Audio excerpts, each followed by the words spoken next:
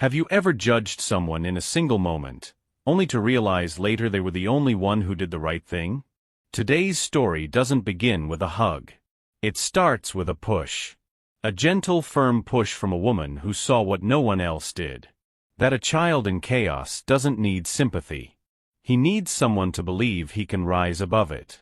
Before we begin, if you've ever been humbled by a truth you didn't see at first, hit that like button and subscribe, and stay with us until the end. This story might make you uncomfortable, but sometimes, that's exactly what growth feels like. The lights in the restaurant were low, casting a warm golden hue over polished silverware and crisp white tablecloths. A string quartet played faintly in the corner, weaving soft notes through the muted clinks of wine glasses and quiet conversation. The place was elegant but subdued, one of those French-inspired institutions in Manhattan where silence was a form of class, and discretion was the unspoken dress code. Preston Clark sat at his usual corner table, the one tucked beneath a sconce-lit painting of the Seine. A man of immense stature, both in business and in presence, Preston had built his real estate empire on meticulous control. He demanded it, from his investments, from his staff, and from his life. Including, most unrelentingly, from his 7-year-old son, Micah. Micah, in contrast, was a storm bottled in a child's body. Diagnosed with a sensory processing disorder, he struggled to filter emotion from chaos. When overstimulated, he had a pattern. He'd lash out, not in cruelty, but in confusion. Sometimes a shriek. Sometimes a smack. Always a signal. A desperate semaphore. See me, ground me, hold me in place. On this particular evening, Preston had brought Micah to dinner not out of habit, but out of something closer to penance. The boy's therapist had insisted that exposure to real-world settings would help Micah build tolerance, resilience. But Preston, ever the strategist, saw it as a test, a controlled environment where his son might finally get it right. Across the room, Tessa Bloom moved between tables with a kind of grace that came from repetition and deep fatigue. She was 32, lean, deliberate, her dark blonde hair tucked behind her ears in a loose twist. There was a steadiness to her, a quiet that didn't come from submission but experience, honed in years working with high-risk youth at a juvenile support center before she took this waitressing job to pay the bills. Tessa noticed Micah the moment she approached their table, not because he was disruptive, yet, but because of the flicker in his eyes. Hyper-alert, scanning for friction. She'd seen that look before. She'd lived with it, coached it, sometimes broken under it. But she'd also learned not to flinch. "Would you like to hear the specials?" she asked, her voice level, not sugary. Micah didn't answer. He was chewing the edge of his napkin, rocking slightly. Preston cleared his throat, impatient. Tessa moved on to the next table. But as she turned toward the bar to refill a drink, she felt a sudden sharp smack against her side. She spun, just in time to see a small hand grabbing at her wrist. Micah. He had left his chair, wandered across the floor unnoticed, and now stood beside her, tugging, eyes wide. Not angry, not mean, just urgent. But urgent wasn't always safe. Tessa's training kicked in. She didn't yank her arm back or shout. She simply stepped back and used her forearm to guide Micah's hand away from her body. A firm, practiced push. Not violent, not aggressive, but clear. "Whoa," she said gently. "No grabbing." Micah stumbled back a half step. His arms dropped to his sides. And he blinked once, twice, like someone waking from a spell.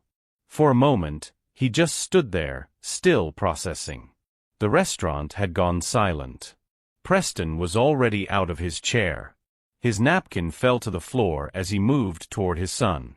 His eyes locked on Tessa with a fury that could level boardrooms. She didn't flinch. She looked back, not confrontational but steady, like someone who had nothing to hide and wasn't sorry for what she'd done.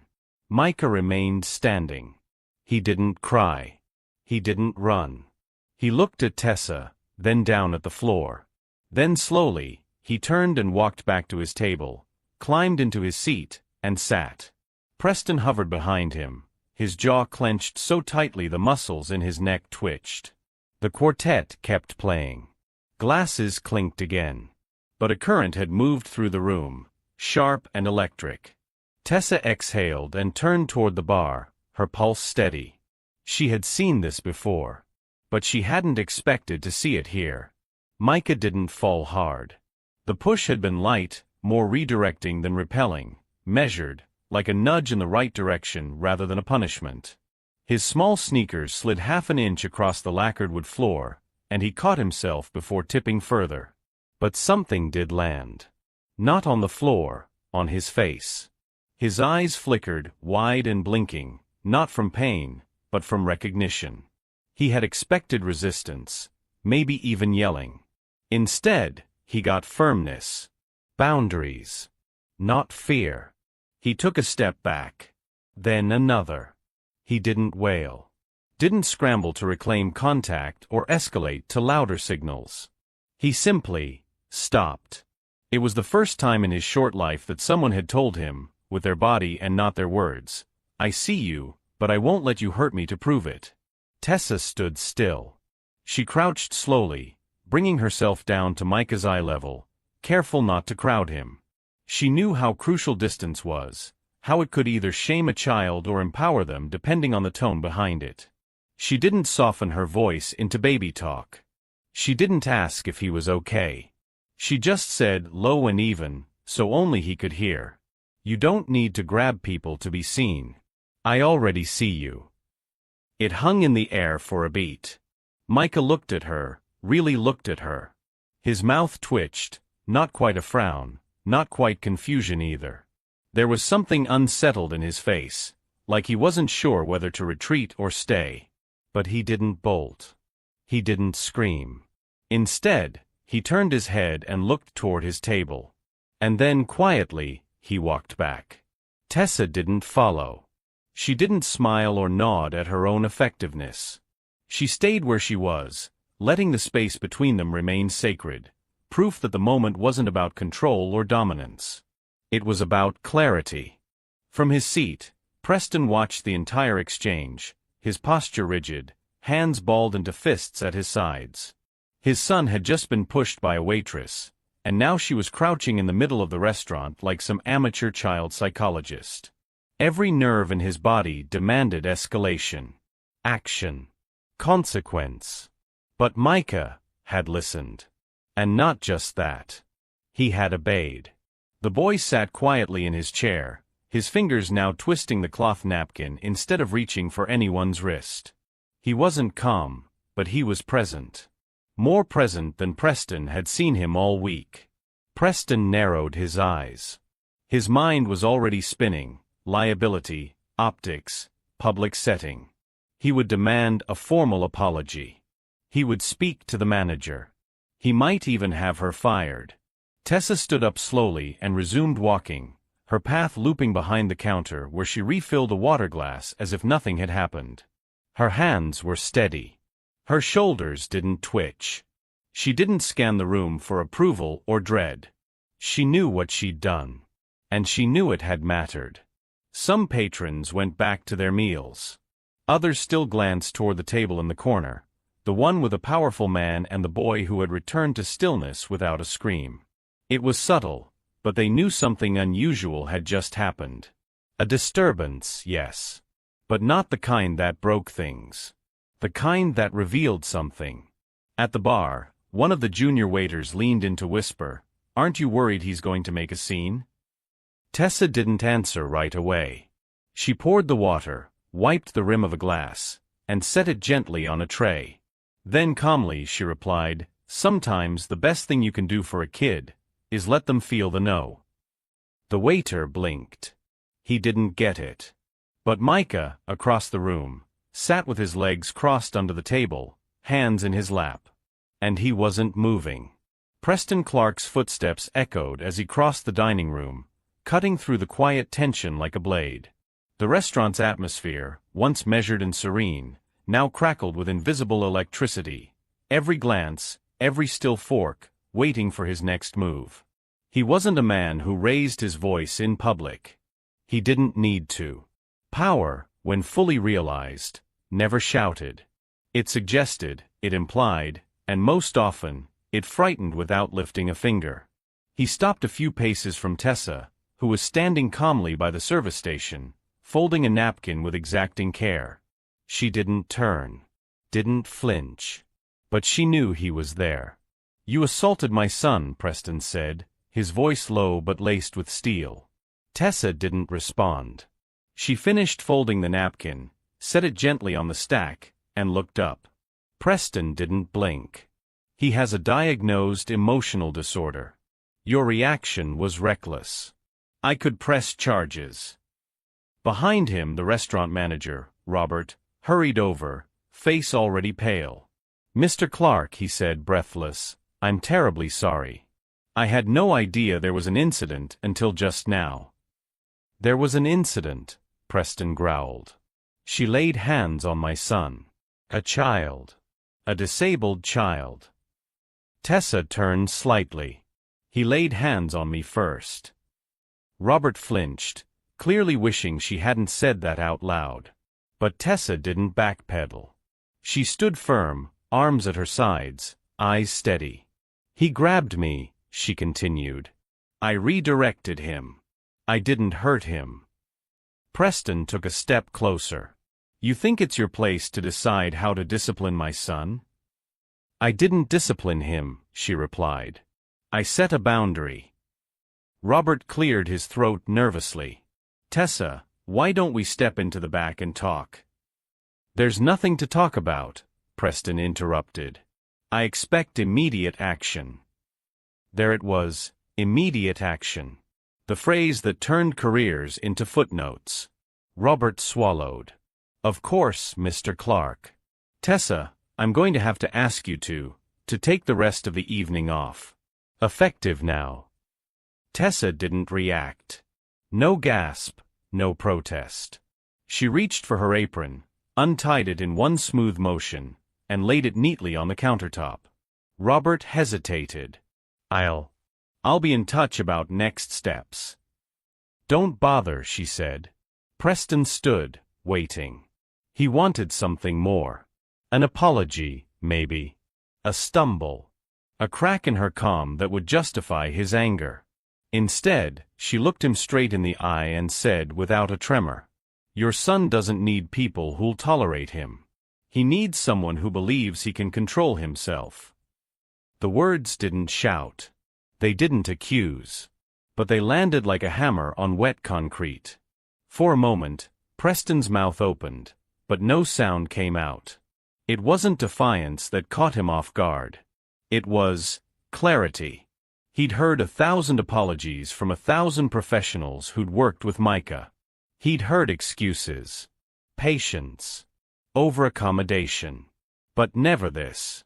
Never someone saying, "He can do better, and I'm not afraid to expect it." The restaurant remained hushed, the tension twisting like steam above a simmering pot. Tessa picked up her coat, slipped it on without hurry, and walked past them without so much as a glance back. Micah watched from the table. His face unreadable. But his hands stayed folded in his lap. The next week, Preston canceled all upcoming meetings.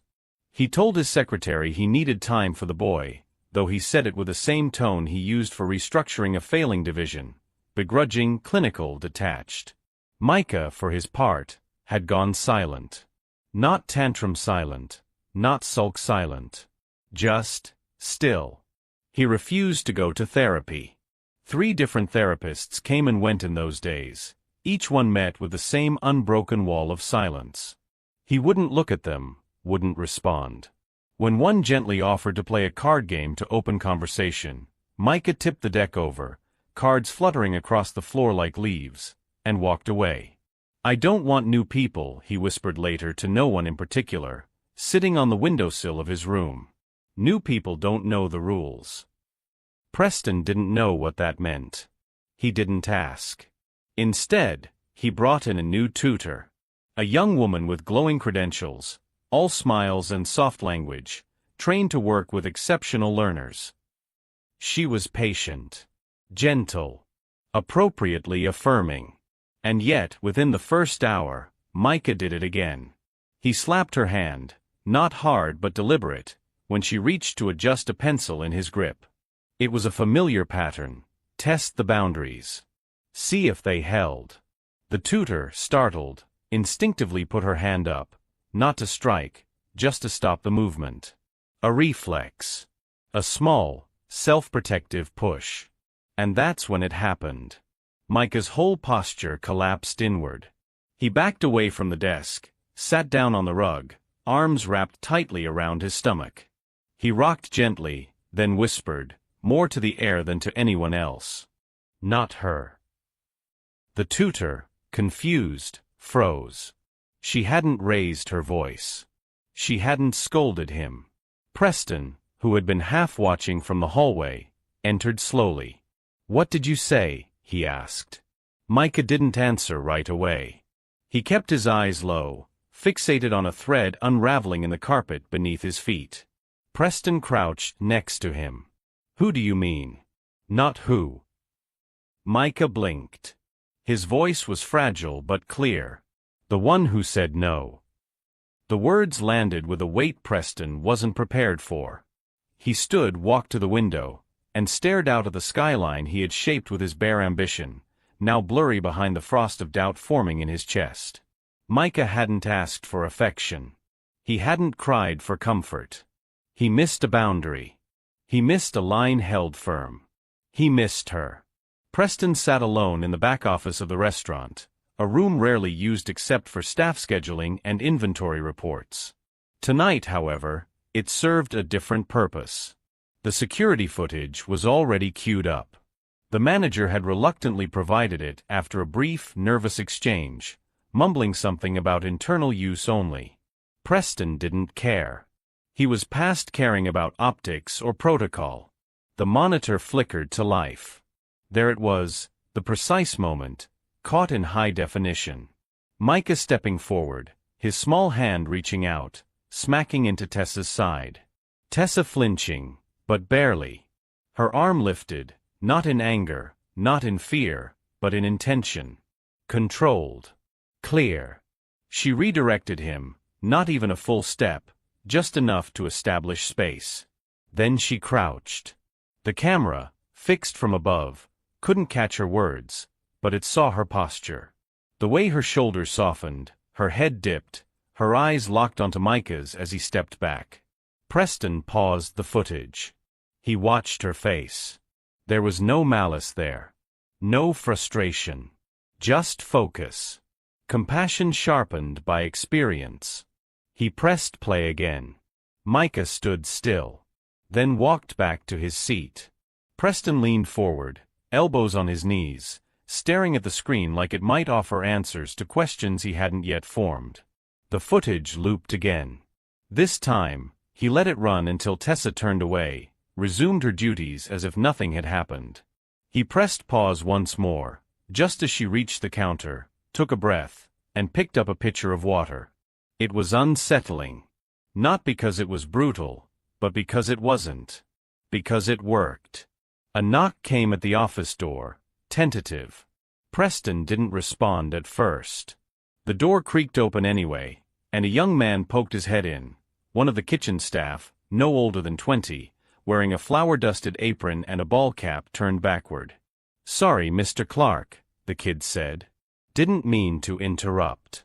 Just. I saw you in here and figured you might want to know." Preston looked up, expression unreadable. "Know what?" The kid stepped inside, shifting awkwardly on his feet. "About Tessa. She's not just a server. I mean, she is, but before this, she worked at this residential center. Kids with tough backgrounds. Trauma stuff. Behavioral things. She used to tell us stories sometimes, quietly. Not bragging or anything." Preston narrowed his gaze. The kid nodded. "Anyway, there was this one time. A boy kept slamming his head against a glass door. Trying to get attention. It was rough. Everyone froze. But Tessa walked up to him, didn't touch him, didn't raise her voice.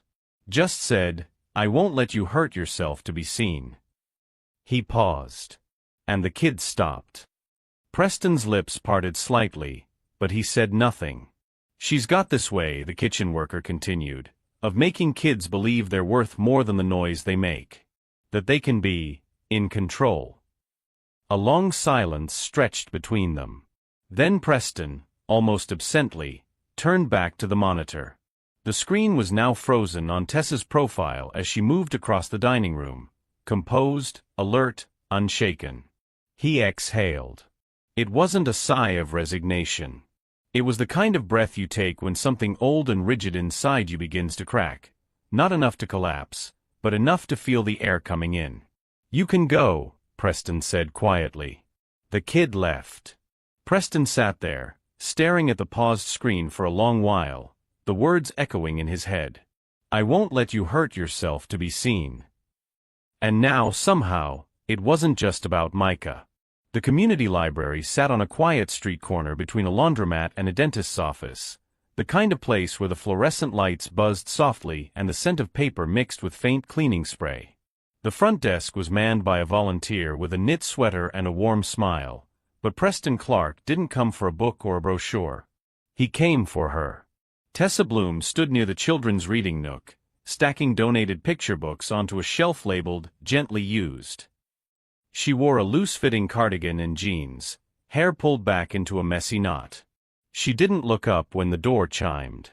This place was quiet by design. A space for thinking. For small, soft things to grow.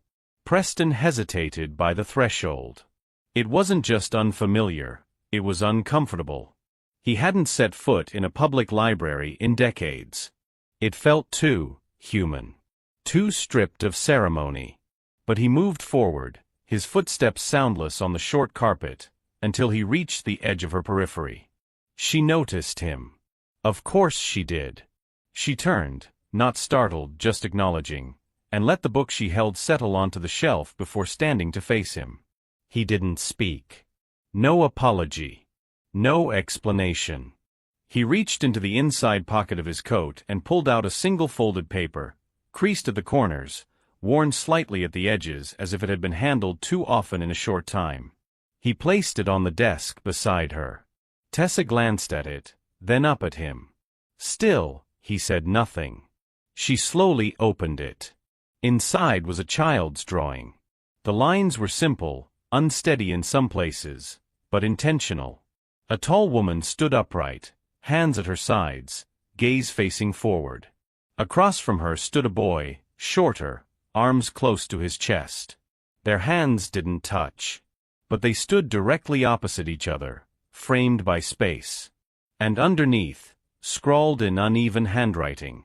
She didn't move away. She moved me. Tessa stared at the drawing for a long moment, her mouth parting just slightly. Her fingers grazed the paper, pausing at the curve of the drawn figures. She didn't ask who wrote it. She didn't need to. Her eyes lifted back to his. Something softened between them, not forgiveness, not closure, but recognition. Preston's face didn't betray much. But the stiffness he usually wore like armor had melted slightly at the edges. His eyes were tired. His jaw, unclenched. Whatever war he'd been waging inside himself had reached a ceasefire, at least for now. I didn't come to ask anything of you, he said finally, voice rough but measured. Tessa nodded once. I just thought, you should know what he remembers. Her gaze dropped back to the paper. What he remembers, she echoed quietly, isn't what happened. It's what mattered. Preston looked at her and for the first time really saw her, not as the woman who defied him or the employee who embarrassed him, but as someone who had given his son something no one else dared to give, a boundary that didn't reject him. A structure that didn't shame him. A moment that, instead of exploding, simply held. He started to speak again, but thought better of it. Words felt inadequate. Too late. So instead, he gave her a short nod, less a farewell than a thank you, and turned to leave. Tessa watched him go, the drawing still open in her hands, the corners fluttering slightly in the breeze from the vent overhead. The new center was modest, but intentional. A single-story building tucked between a clinic and a community garden, painted in soft colors and adorned with handprints of children who had visited during the pilot phase. The sign out front read, "Boundaries first," a phrase that had once been spoken in defense, now transformed into a promise. It wasn't a school, exactly. Not therapy either. It was a space in between, built for children who didn't always fit within the usual systems. A place to learn that connection didn't have to mean contact. That presence could be felt even without touch. That being seen didn't have to come at the cost of someone else's peace. Preston had funded the entire project. But he hadn't done it alone. Tessa stood beside him that day, dressed simply, her hair tied back in the same quiet knot she'd worn in the restaurant. She didn't like attention, but she accepted it, because this place wasn't about her.